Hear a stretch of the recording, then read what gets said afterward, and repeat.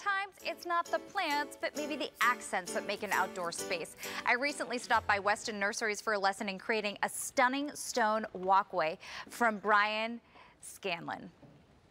So currently we're standing on one of the prettiest walkways I've probably ever been on, and we're going to talk about how to do this. And your first idea was actually one I would not have thought of, considering whether it's sun or shade, the location.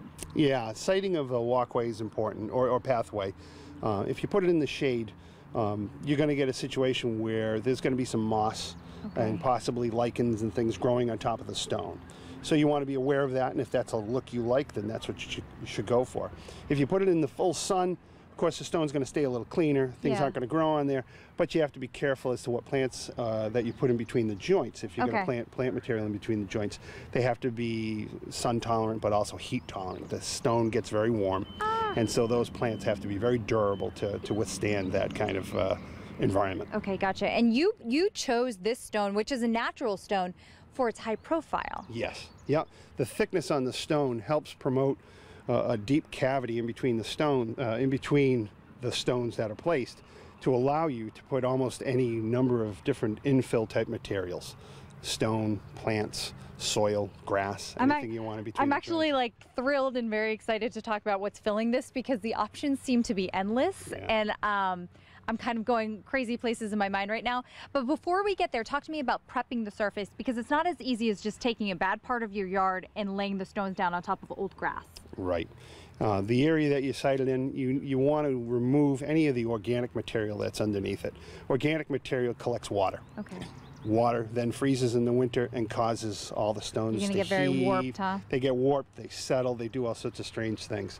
If you can dig down 6 to 8 inches and put in dense gravel, it's a stony, sandy kind of mix that allows water to pass through it, that creates a great platform surface to set these stones on top of. So in this instance, we put down 6 inches of processed gravel, this dense grade material, and then we put down a couple inches of concrete sand, and we've got a sample of that, and then place the stones on it, and that sand helps kind of nestle those stones and makes things a little easier to put the stones in place. Okay, now we get to the fun part, the what you're filling the stones with, because you have got just an endless amount of options, from mulch to plants to stone. So I mean, where do you want to start? Well, we've got a whole line of plant material made up of thymes and different low growing plants. Those will fill those voids.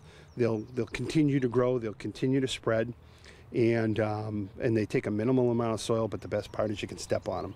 Okay. So in the industry, they've been referred to as steppables. And there's actually like a trademark type thing with steppables. No question here. Do I need to buy this many, or if I buy like every other one, will they then fill in over time? They will. You know what I'd do? I'd take that plant and I'd take a knife and I'd cut that plant in half. Chop it right like a cupcake. Very aggressive. You'd fill that void in with soil, and then you'd plant those as plugs. Okay. And you'd space them out a little more. I did this for the effect of what it would look like in the end. But I would space those plants out, get a little more for your money on it. And you have some higher profile items that you could then line the outside. Exactly. Anything that's got a little higher profile to it is something you don't want to step on, but certainly it's nice to have those little fingers of color and material kind of coming in on the sides.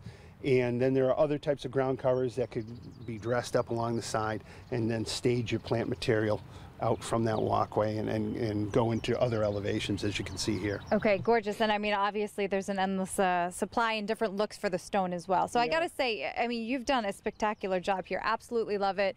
Again, the wheels are turning, and I can't wait to see how this translates to my yard one day. Thank you so much. Thank you. All right, Weston Nurseries has locations in Hopkinton and in Chelmsford, so of course you can always tap them on the shoulder for a couple more ideas.